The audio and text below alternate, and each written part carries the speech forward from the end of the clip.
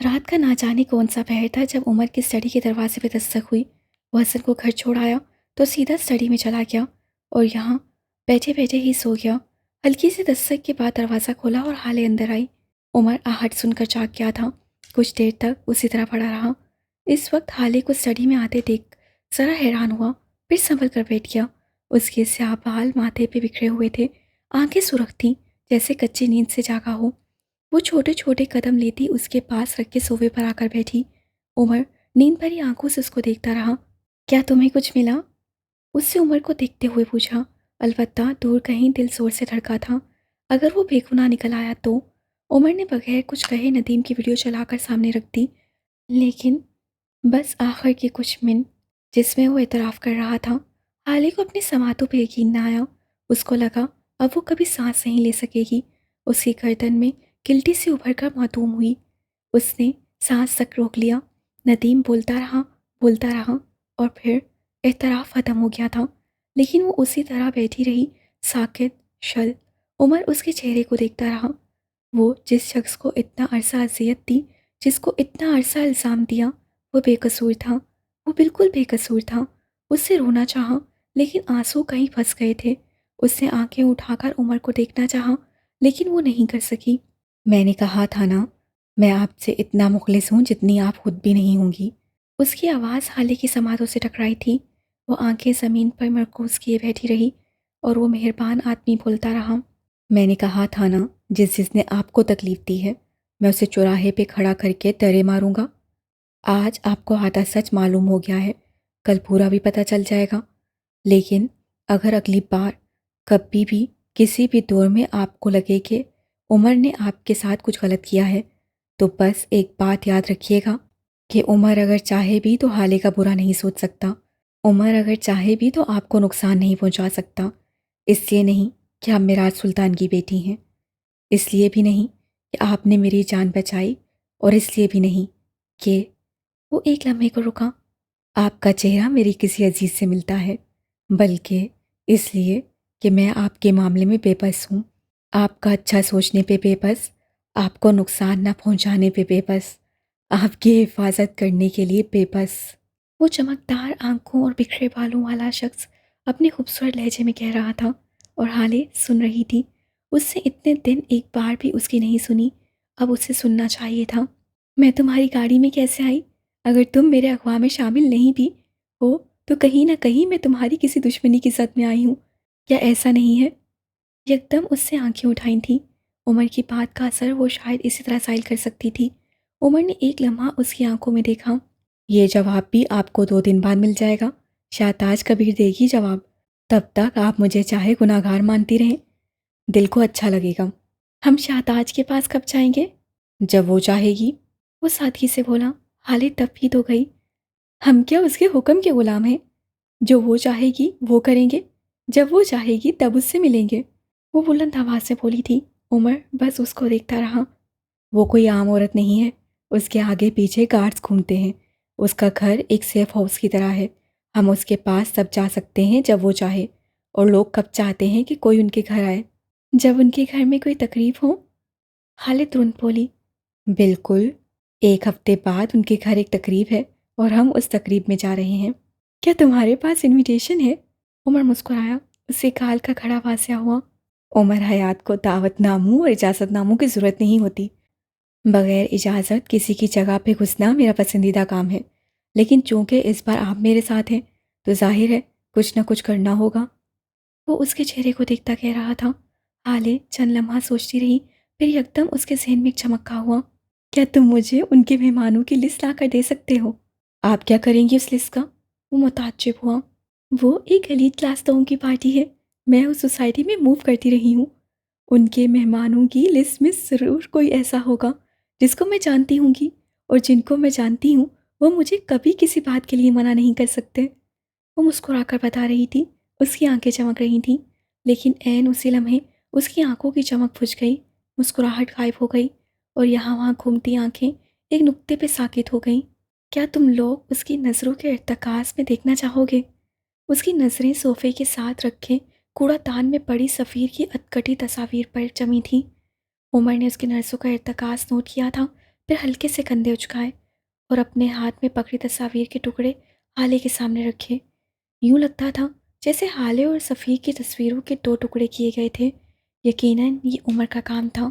वो तस्वीर असली थी, लेकिन उनके पीछे के मनासिर इल्हामान, अपनी बीवी की किसी गैर मर्द के साथ ऐसी जगह की तस्वीर किसी भी गैरतमंद मर्द का खून खुला सकती थी। हाले ने उसकी आंखों में देखा। उसके हलक में कुछ अटका था, शायद आंसू, शायद सदमा, या शायद गुस्सा, या फिर शायद तीनों। ये सच नहीं है, काफ़ी देर बाद बदकत बोल पाई। लड़कियों की कच्ची उम्र की गलतियां उनके लिए पक्का अज़ाब बन जाती हैं। आज हाले को एहसास हुआ था, कुछ लड़कियां अपनी उन्हीं गलतियों की वजह से सलीब चढ़ा दी जाती हैं और कुछ माफ़ कर दी जाती हैं। सलीब चढ़ाई जाने वाली लड़कियों के घरों में इंसान होते हैं और माफ़ कर दी जाने वाली लड़कियों के घरों में मर्द होते हैं। ये झूठ है, वो बामुश्किल बोल सकी। उसकी आवाज़ सरल सही थी, उसका सारा जिस्म कांप रहा था। उमर ने गोया नाक से मक्खी उड़ाई। आपको लगता है मुझे फ़र्क पड़ता है? अगर ये असली होती तब भी मुझे फ़र्क नहीं पड़ता। मुंह से कह नहीं सका कि दिल की जिस ऊंची मुसंद पे वो उसे बिठा चुका है, वहाँ से कम से कम कोई इंसान उसे उतार नहीं सकता, खुद उमर भी नहीं। हाले भीगी आंखों से उसे देखती रही। वो क्यों था ऐसा? क्यों उसे गुस्सा नहीं आता था? क्यों वो बड़ी बड़ी बातें पी जाता था? तुम्हें गैरत नहीं आती? हाले ने अजीब लहजे में सवाल किया था। उमर जोर से हंसा था, फिर हाले को देखा। वो बोलती गई, तुम कैसे इंसान हो?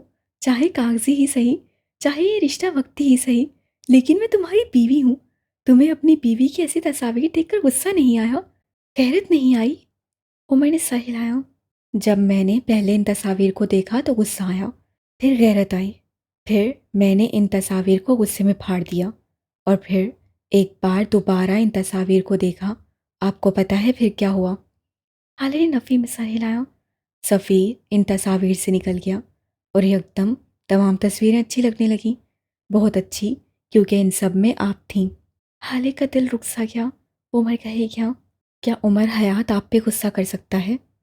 क्या उसे आप बुरी लग सकती हैं? कम अज़ कम इस ज़िंदगी में नहीं।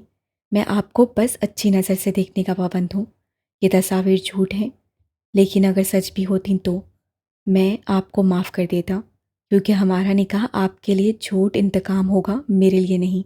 मैंने जब 3 बार कबूल है कहा था, तब मैंने आपका माजी, हाल और मुस्तकबिल तीनों कबूल कर लिए थे। मुझे आपके माजी से फ़र्क नहीं पड़ता। अगर मेरी बीवी आपके अलावा कोई और औरत होती, मुझे तब भी फ़र्क नहीं पड़ता। वो उसका माजी होता। मेरे लिए मेरी बीवी का माजी अहम नहीं है। अगर वो मेरे हाल में मेरे साथ ईमानदार है, मेरे साथ वफादार है, तो मैं उसे उसके माजी के लिए माफ़ कर सकता हूँ। वो उससे इस किस्म की किसी बात की तवक्का नहीं कर रही थी, सो अपनी जगह जम सी गई। काफ़ी देर तक दोनों के दरमियान खामोशी रही।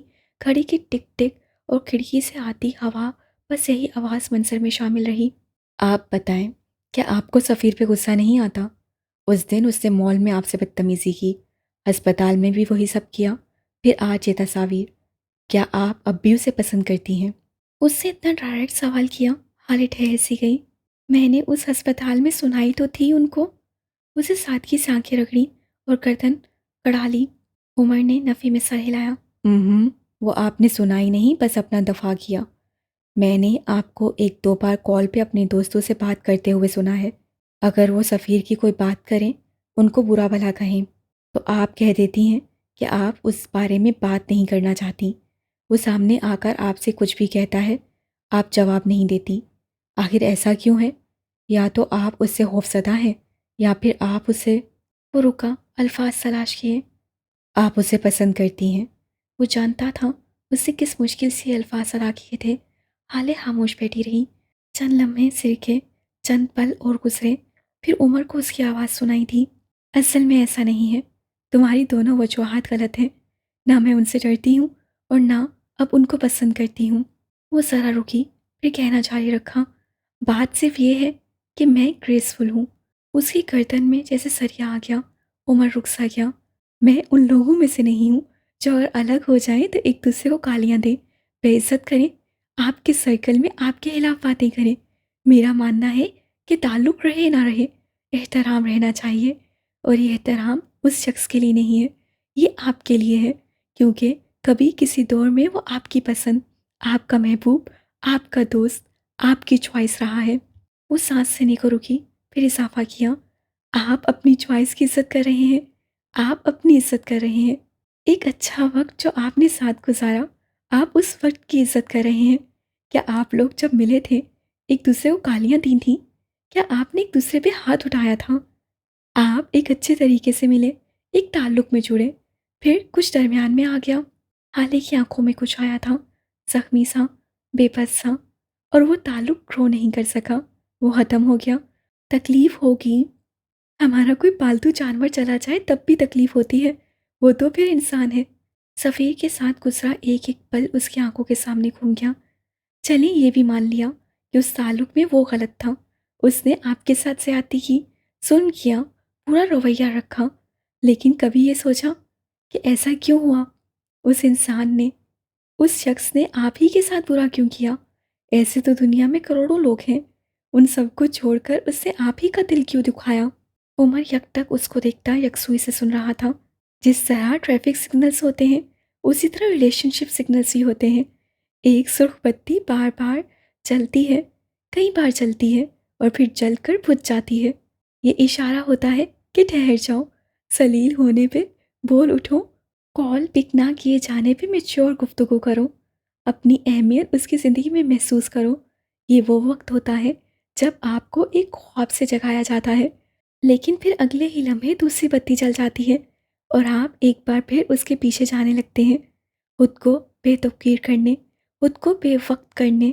आप कहते हैं उसने आपको हर्ट किया, लेकिन हकीकत ये है कि आपने उसे मौका दिया, क्योंकि आपने उससे कहा कि मैं डस्टबिन हूँ, यूज़ मी।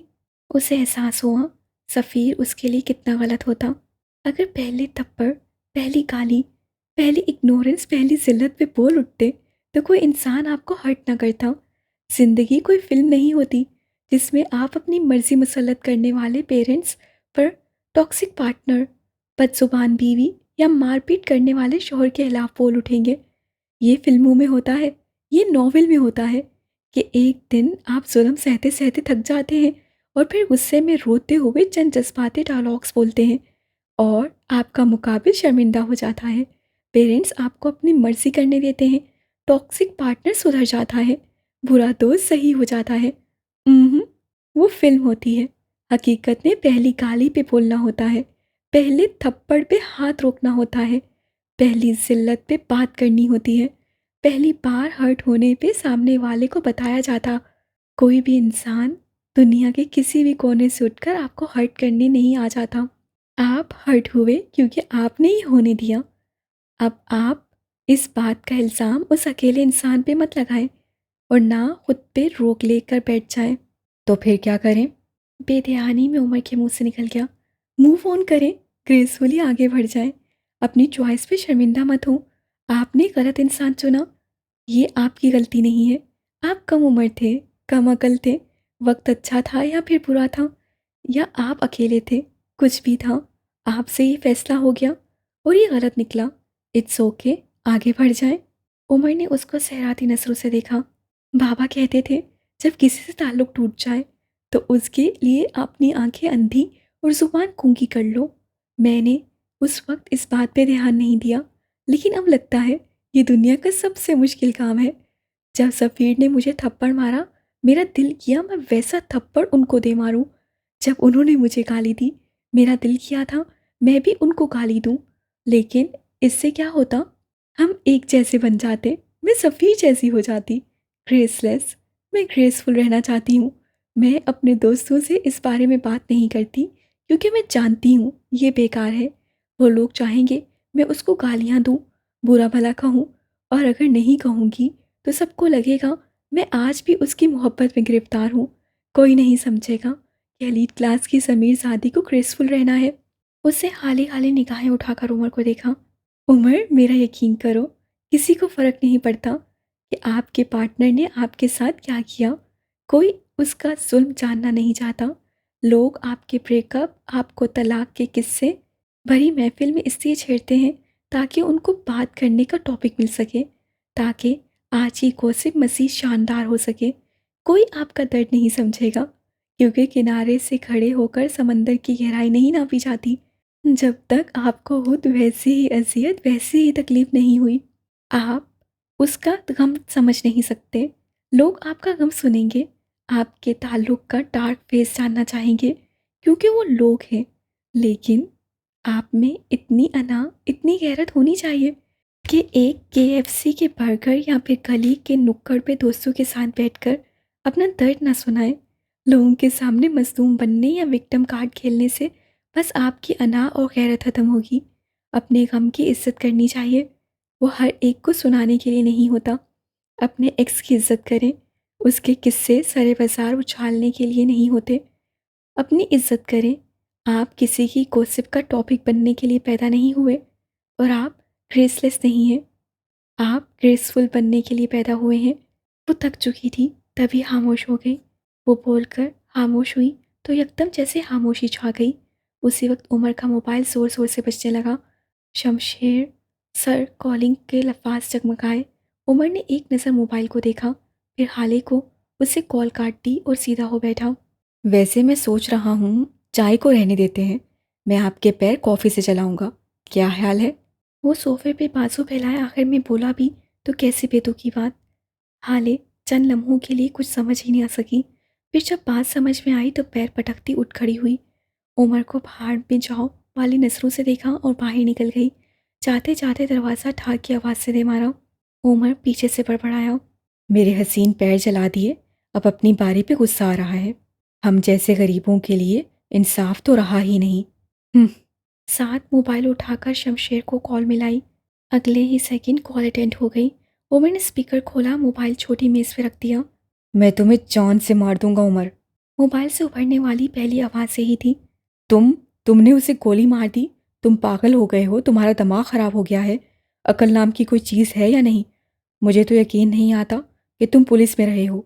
यकीनन तुम 3 साल तक छग मारते रहे हो। अब ये पर्सनल हो रहा है। उमर ने बुरा सा मुंह बनाकर टोका था। जवाब में शमशेर ने 2-4 मोटी मोटी गालियां दी थीं। उमर की कानों पे जूं तक न रेंगी। और वो बच्चा कौन था? तुम थाने गए थे या डिज्नीलैंड? उस बच्चे को वहां लेकर जाने की क्या जरूरत थी? हाँ, डिज्नीलैंड की टिकट महंगी थी, सो फिलहाल इसी से काम चला लिया। वो रिठाई से बोला, तुमने मुझसे 15 मिनट मांगे थे उमर, और तुम आधे घंटे से ज़्यादा वक्त वहाँ रहे हो। तुमने मुझसे झूठ बोला। शमशेर को एक और सदमा लगा था।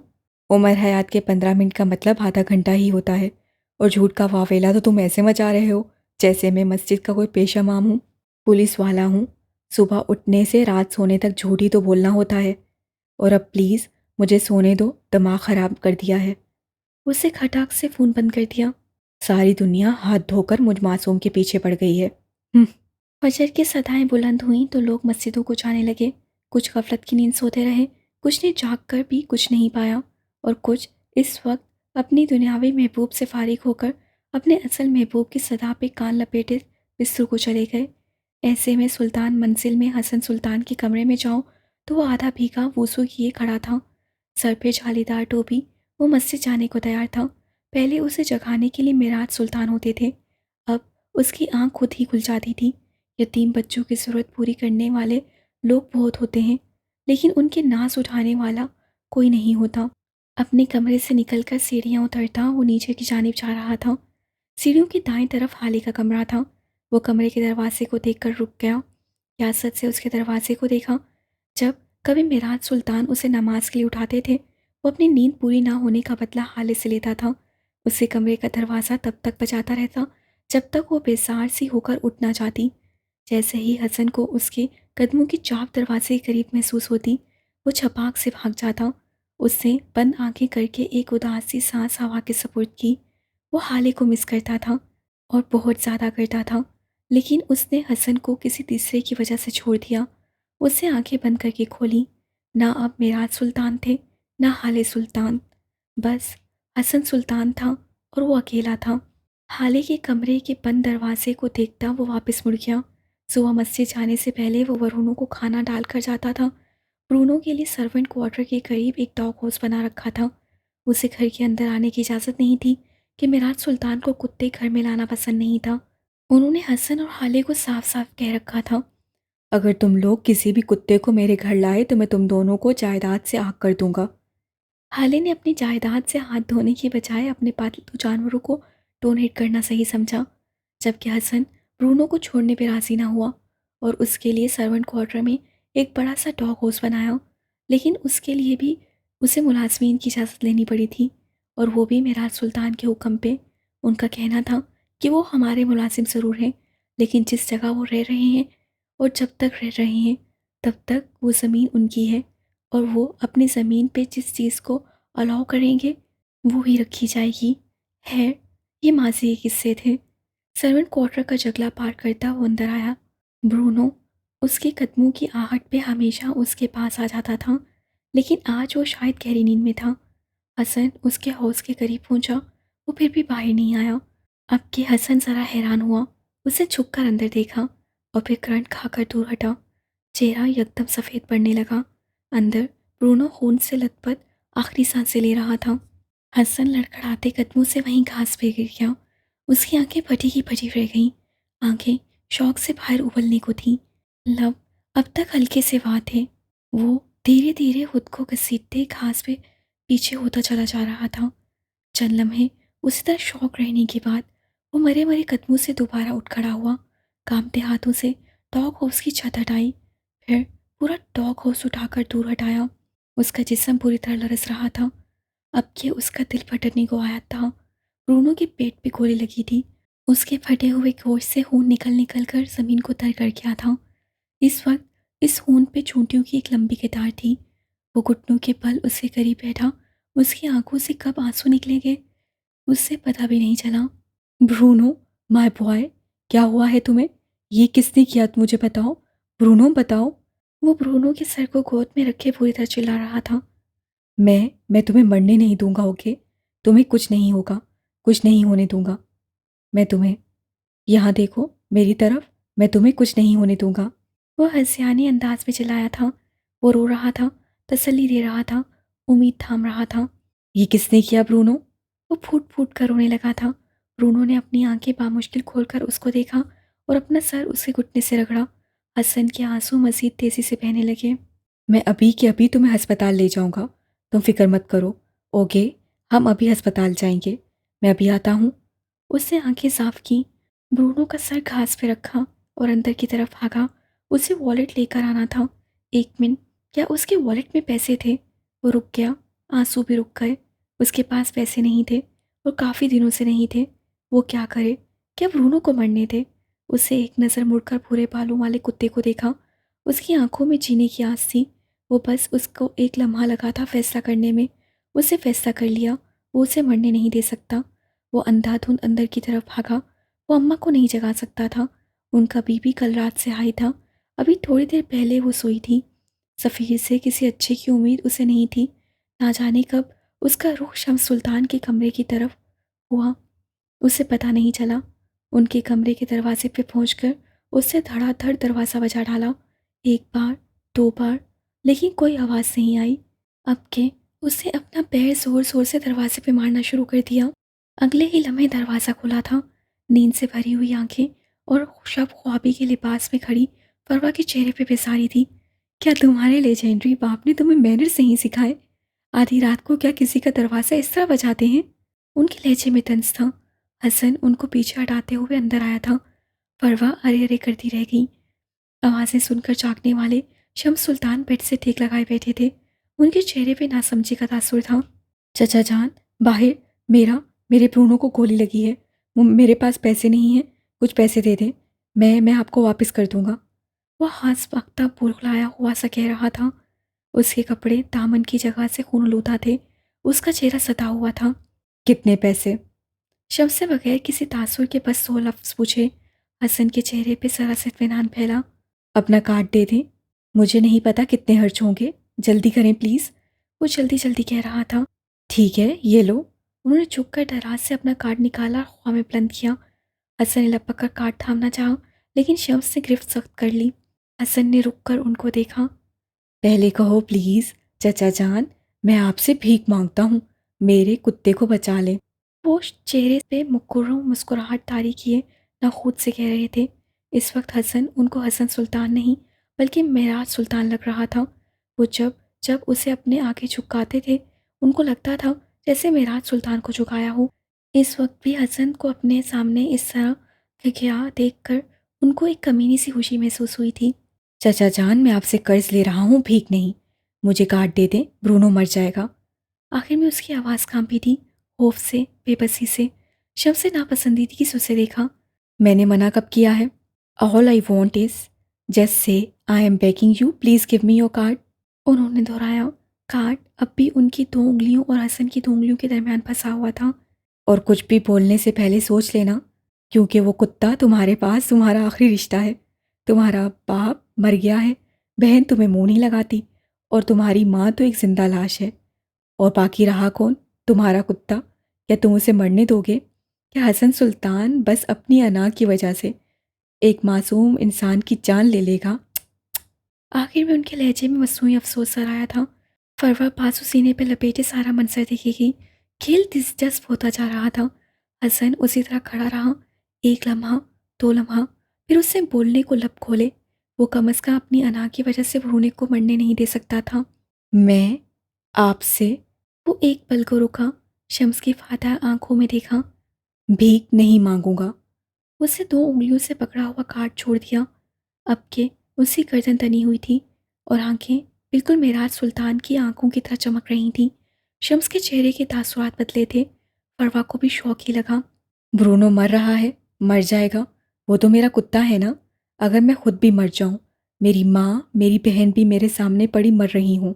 उसने शम्स की आंखों में देखा। मैं तब भी भीख नहीं मांगूंगा। उसे एक एक लफ्ज़ पे जोर दिया। शम्स दांत पे दांत जमाए सबसे उसे देखे गए। मैंने आज आपके कमरे का रुख किया क्योंकि मुझे लगा था आप मेरे चचा हैं, मेरे पापा के भाई। लेकिन अब लगता है आप सिर्फ और सिर्फ एक ताकत के नशे में चूर एक महरूम बचपन गुजारने वाले इंसान हैं। मेरे पाप का बदला मुझसे लेंगे। शम्स के चेहरे पे जैसे किसी ने खोलता हुआ तेल फेंक दिया हो। क्या वो जानता था? खुदा आप पे वो दिन लाए जब आप भी मेरी तरह मजबूर हों। मेरे पास इस वक्त मेरा खुदा है। खुदा करे आपके पास आपका खुदा भी ना हो। मैं वो दिन देखूंगा चचा। खुदा आप पे वो दिन लाए। वो बेबसी, गम और दर्द से फटे हुए लहजे में कहता दरवाज़ा खोलकर बाहर निकल गया। पीछे शम्स हवाइयाँ उड़ते चेहरे के साथ साकित बैठे रह गए। अब की सीढ़ियाँ उतरते हुए उसके कदमों में शिकस्तगी थी। आंखों के आंसू खुश्क हो चुके थे, लेकिन आंखों में बेतहाशा तकलीफ थी। हर बार आंसुओं का खुश्क हो जाना नेमत नहीं होती, कई बार ये सबसे बड़ा अजाब बन जाता है। कब राहदारी तय हुई, कब घर का लॉन तय हुआ, कब उससे सर्वेंट क्वार्टर का जगला पार किया, उसे कुछ पता नहीं चला। वो बस मन मन भर के कदम उठाता चल रहा था। आज से पहले कोई सफ़र इतना लंबा नहीं था। आज से पहले उसे कभी इतनी बेबसी महसूस नहीं हुई थी। लेकिन क्या आज से पहले हसन सुल्तान कभी इतना अकेला हुआ था? घास पे पड़ा ब्रूनो का वजूद साकित हो चुका था। खून बहना बंद हो चुका था। सारी तकालीफ खत्म हो गई थी। हसन उससे करीब खड़ा उसको देखता रहा, फिर धीरे से नीचे बैठा, नरमी से उसके बाल सहलाए। एक आंसू टूट कर गिरा। आई एम सॉरी ब्रूनो, वो हल्की आवाज़ में बड़बड़ाया। मैंने तुम्हें मरने दिया। I am sorry. उसकी आवाज़ में ऐसा दुख था कि इल्लामान। मगर मैं क्या करता? तुम मेरे बेटे हो। मैं तुम्हें जिल्लत की ज़िंदगी नहीं दे सकता था। तुम इज्जत की मौत मरे हो। तुम आला नस्ल और एक वैल्यूएबल जानवर थे। मैं तुम्हें जिल्लत की ज़िंदगी नहीं दे सकता था। मैं ये नहीं कर सकता था। I am sorry. यकदम उसकी आंखें एक बार फिर बरसने लगी। ब्रूनो का वजूद धुंधला होने लगा। उसने बेदर्दी से आंखें रगड़ी। लेकिन क्या आंसू साफ कर लेने से गम खत्म हुआ करता है? यूसुफ सुल्तान के कमरे में इस वक्त चाय का दौर चल रहा था। वो अपने बैकग्राउंड से टेक लगाए बैठे थे। चेहरा गमसदा सा था। मेहरमा उनके सामने बैठी थी। सादा जामनी रंग के सूट में उसका रंग मजीद खिल रहा था। भूरे बाल शानों पे बिखरे हुए थे। हाथों में नफीस से सोने के कंगन थे जो कि फरवा ने दिए थे। उंगलियों में डायमंड्स रिंग्स। वो हर लिहाज से नोबे हाथा लग रही थी, लेकिन उसके चेहरे पे ढेर उदासी थी। आप चाय क्यों नहीं पी रहे अब्बा? अपनी चाय का खून लेते हुए मेहर ने सवाल किया। यूसुफ सुल्तान ने उदास आंखें उठाकर उसको देखा। उस दिन उस होटल में हाले आई थी ना? उन्होंने मेहर के चेहरे पे नजरें जमाए पूछा। उसके चेहरे पे कोई तासुर नहीं आया। अच्छा, मुझे तो नहीं दिखी, उसने आम से लहजे में जवाब दिया। मुझे उसकी मौजूदगी महसूस हो जाती है महर। वो वहाँ थी, मुझे उसकी खुशबू आई थी, और तुम जानती हो कि वो वहाँ थी। तुम मुझे उससे मिलवा सकती थी, मैं उसे देख ही लेता। उनके लहजे में यासत थी। महर चंद लम्हा उनको देखती रही। आपको मुझसे कभी मोहब्बत नहीं होती अब्बा? उसके लहजे में कुछ था, कुछ हसरत सी, कुछ दुख सा। अगर तुम्हें हाले जैसी मोहब्बत चाहिए तो नहीं, वो मोहब्बत मैं किसी से नहीं कर सकता। वो मेरे लिए नगीन है, वो मेरे लिए मेराज की पहली औलाद है, वो मेरे लिए हाले है, मेरी हाले। असल से ज़्यादा सूद प्यारा होता है महर। मुझे मेराज से ज़्यादा मोहब्बत हाले से है। तुम उसकी जगह क्यों आना चाहती हो? तुम एक अलग इंसान हो, अपना अलग मुकाम बनाओ। महरमा बस एक गहरी सांस लेकर रह गई। हर कोई उससे कहता था वो अपनी जगह बनाए, लेकिन क्या पानी से लबालब भरे हुए गिलास में दूसरा पानी डाला जा सकता था? पानी बह जाएगा, फर्श खराब हो जाएगा। उसी तरह सुल्तान मंजिल के मकीन और महर के अजीज लोगों के दिलों में हाले की मोहब्बत भरी हुई थी। जिस तरह उस ग्लास में एक खून भी मजीद पानी की गुंजाइश नहीं होती, उसी तरह सफ़ीर और यूसुफ सुल्तान के दिल में हाले के अलावा किसी महर वहाज की मोहब्बत की गुंजाइश नहीं थी। उनके दिल एक ही मोहब्बत से भरे हुए थे। उनके दिल शेर थे, और शेर हुए दिलों में कुछ भी डालोगे तो कह की सूरत वापस निकलेगा। क्या तुम मेरी हाले से बात करवा सकती हो? वो काफ़ी देर बाद बोले थे। वो आपसे बात नहीं करेगी अब्बा, वो बहुत ज़िद्दी है। महर ने थकान से जवाब दिया। हाले ज़िद्दी नहीं है महर, उसने कभी ज़िद की ही नहीं। वो गैरतमंद है, वो निकाली हुई जगह पे दोबारा नहीं आती। गैरतमंद बाप की गैरतमंद बेटी। उन्होंने जैसे फ़ख्र से कहा था। उसमें ऐसा क्या है अब्बा? उसके चेहरे पर तजस्सुस था। आखिर कुछ तो ऐसा होगा जो मुझ में नहीं है। उसके पास कुछ तो ऐसा होगा जिससे वो हर एक के दिलों में घर कर लेती है, और वो जिस दिल में घर करती है वहाँ किसी और की जगह ही नहीं बचती। उसके पास आखिर क्या है ऐसा? वो बस जानना चाहती थी। बख्त, उसके पास बख्त है। दिल अल्लाह का घर होता है, उसमें कौन आएगा कौन जाएगा ये वही तय करता है। वो किस इंसान को किसके दिल में डालेगा, और किस इंसान से किसके दिल पे हुकूमत करवाएगा, ये उसके हाथ में है। और उसने हाले को हुकूमत के लिए भेजा है। महर, कुछ लोग होते हैं जो खास होते हैं, जिन्हें अल्लाह कायदाना सलाहियतें देकर भेजता है, जिनकी ज़ुबान जिनकी बातों में तासीर रखता है। हाले उनमें से एक है। महर यकटक उनको बोलते सुनी गई। इसका मतलब ये नहीं है कि तुम बेकार हो, या उसके दूसरे करीबी लोग बेकार हैं। हर इंसान ज़ाते खुद स्पेशल होता है। हर इंसान के अंदर अपना एक टैलेंट होता है। अब तुम खुद को देखो, तुम एक वक्त पे कितने काम कर सकती हो। सिलाई, कुकिंग, खेल क्या है जो तुम्हें नहीं आता। तुम हमेशा से फर्स्ट प्राइज़ लेती रही हो, और हाले, वो तो टॉप 10 में भी नहीं आती थी। वो स्कूल में अपनी बातों की वजह से मशहूर थी, और तुम अपनी जहानत की वजह से।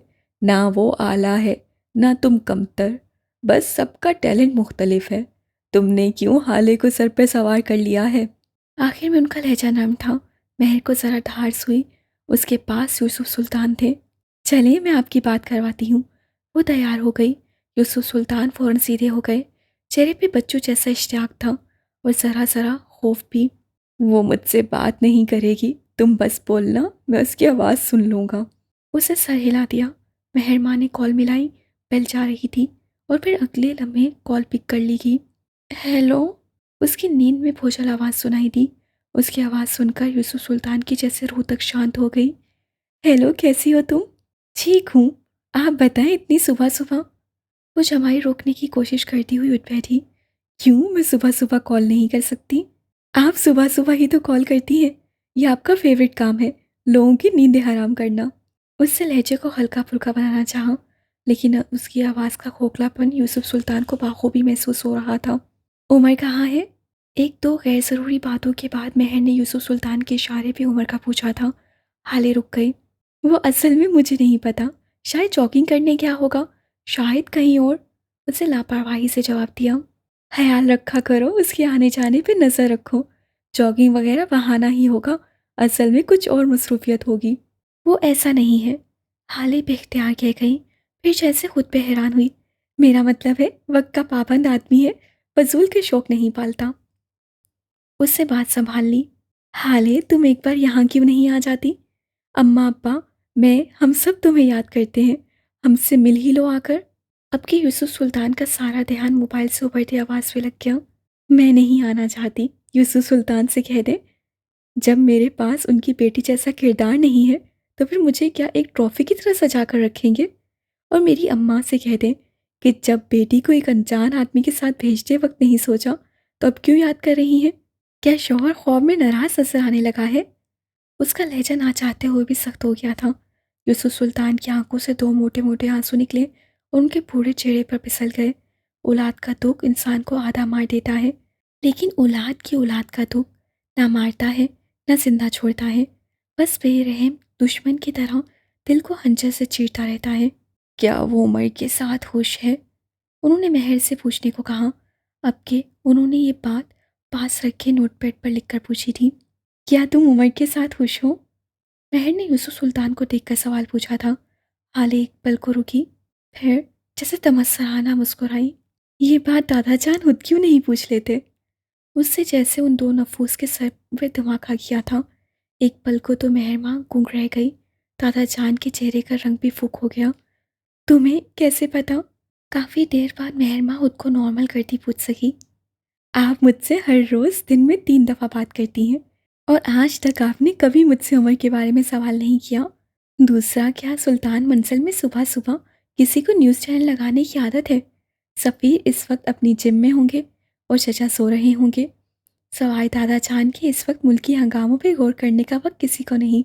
मुल्क मेरा भी है, न्यूज़ चैनल मैं भी लगा सकती हूँ। महर ने जैसे उनका दफा करना चाहा। यूसुफ सुल्तान ने हाथ चलाया, जैसे कह रहे हूँ अब पर्दे डालना बेकार है। स्पीकर से एक बार फिर हाले की आवाज़ उभरी। मेरी बात अभी पूरी नहीं हुई। दादा जान से कहें, जब मुझे घर से निकाल दिया है तो बेला, हाले की बिल्ली, जिसे वो भ्रूणों के खौफ से दादा जान के कमरे में रखती थी और अब उसे उनके कमरे की ही आदत हो गई थी, को भी निकाल दे। मुझे उसकी आवाज़ यहाँ तक आ रही है। नॉर्मल लहजे में बोलकर उससे बगैर कुछ सुने कॉल काट दी। जिस हाथ में मोबाइल पकड़ रखा था वो सुनसा हो गया था। उससे एक नज़र यूसुफ सुल्तान को देखा। ये वो शख्स था जो हाले की मौजूदगी नोट कर लेता था। वो उसे उसकी खुशबू से पहचान लेता था। उससे अगली नज़र मोबाइल की तारीख स्क्रीन को देखा। ये वो थी जिससे सवालों के नवैयत से पता चल जाता था कि उसे कॉल करने वाला कौन है। उससे एक आखिरी नज़र उस ठंडी बेसायका चाय पे डाली। उसे लगा था हाले का विसल उसकी और यूसुफ सुल्तान की चाय ठंडी कर देता है। आज उसे अंदाज़ा हुआ था कि उनका हिजर चाय को ठंडी होने के साथ साथ बदसायका और बेशक्ल भी कर देता था। चाहे जुदाई हो या विसल, उन दोनों के दिल एक डोर से जुड़े थे और दिलों की डोरें अल्लाह के हाथ में होती हैं।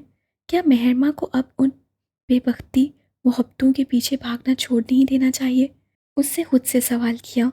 जवाब क्या हो सकता है भला?